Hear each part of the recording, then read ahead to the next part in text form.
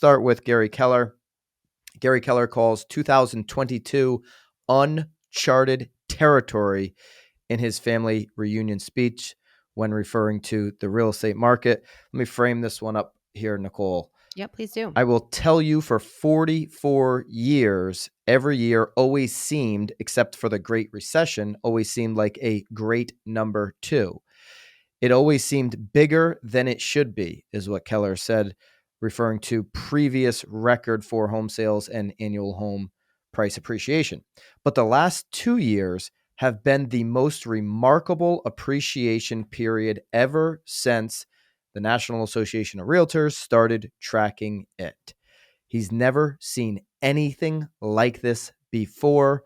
Obviously, Gary Keller has, I would say the most experience, if not, very close to the most experience in residential real estate of any I mean, you've got Bill Ravis, 40, a couple of years more than Well, look Gary at you Keller, throwing but Bill in there, right? yeah, I mean, you've got some of these iconic brokers that, have been doing this close to 50 years. There's only a Right. handful of them, Gary Keller being one of them. So here's what we want to comment. Gary, and he talks about a number of different things in this article. We'll link it up. It's an Inman article. He asked the question, are you in a bubble? Mm-hmm. No, probably not. Not today. Are you beginning to blow a bubble?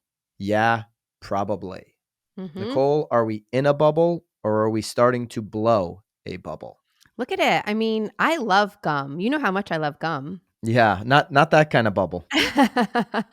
Not bubblicious.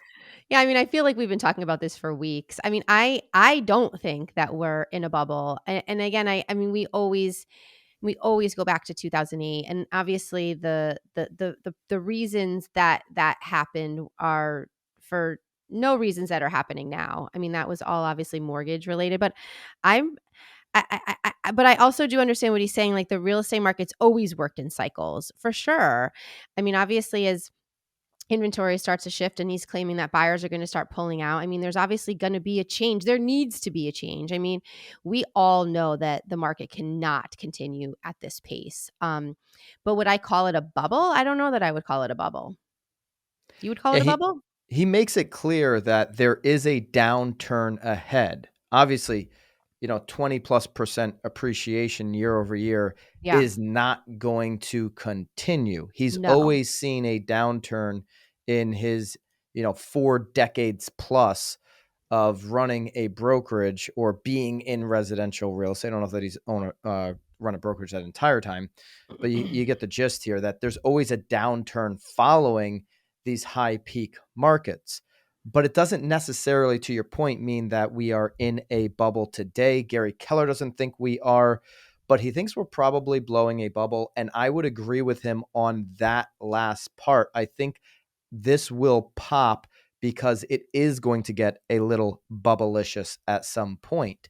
There are some people that believe we're not entering a bubble stage and it doesn't look like there's a bubble in the future. And then there's other people, obviously, that think we're in a full-fledged bubble. Full-fledged, yeah. I think we're starting to blow a bubble for sure. There's some Wall Street Journal numbers that we're going to talk about here in just a little bit that seem a little bubblicious to me. But yeah, I'd agree with him. We're getting to that point. And we talked about this the last couple episodes. There's a downturn coming. I don't think it's going to be a cliff in the near future, Right. but 2023 could be a significant drop in home value. Significant. When I say that, I mean like 10+%, which would feel like a lot with where we're going, with where we are right now. But there's a number of variables. We've talked about them.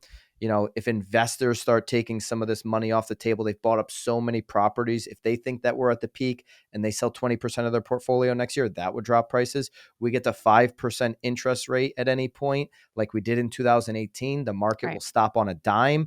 That will impact home prices. And it did in 2018. Look back, for 2 months, it dropped about 10%, Nicole, the home values, and it bounced right back up. 2018 overall, I think, finished around 3% home price appreciation. But in that period where we hit 5% 30-year fixed mortgage rate, the market dropped during those 2 months on home values. And so we get a sustained, high interest rate for a long period of time. Now, Gary, in this Inman article, says we're going to bounce around, which I believe to be true too. We're, sitting at 4, a little bit over 4 right now. I think we see some periods this year where it's 3.75, and I think we see some periods where it's over 4, and that'll impact how many buyers are coming in and out of the market.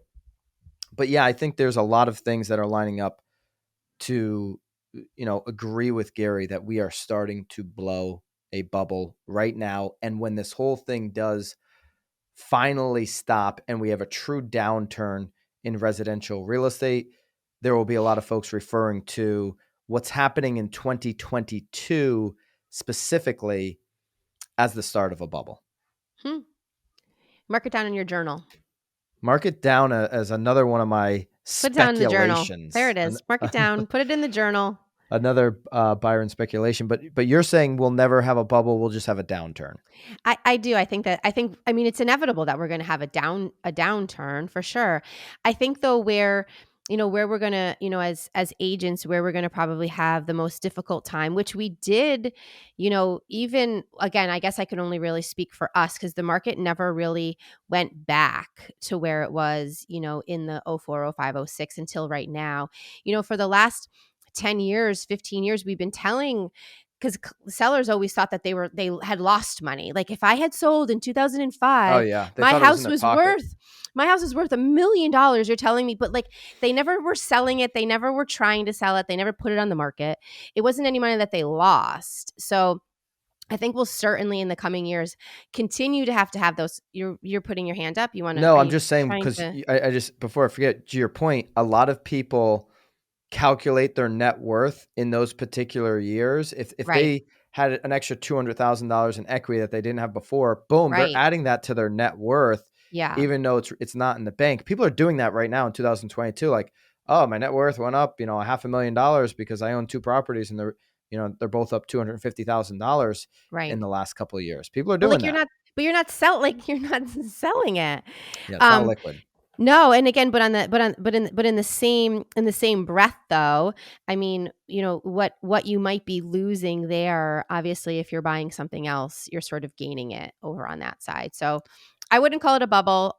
Again, I don't chew the bubblicious. I like my Trident, but I definitely do see a downside headed our way. You got me soon. hooked on the Trident with the blue label. The blue, you got to do the blue, the dark blue label, the blue Trident. Peppermint.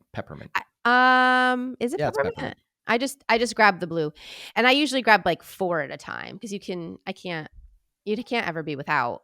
You're a big gum chewer. I'm a huge gum chewer. So he covers a lot. Again, we'll link this up. It was a 2.5-hour talk. If you were at the family reunion and you saw this live, please in the comments, let us know what you thought, how the delivery was, and what your big takeaways were. He talks about the housing bubble, which we just covered.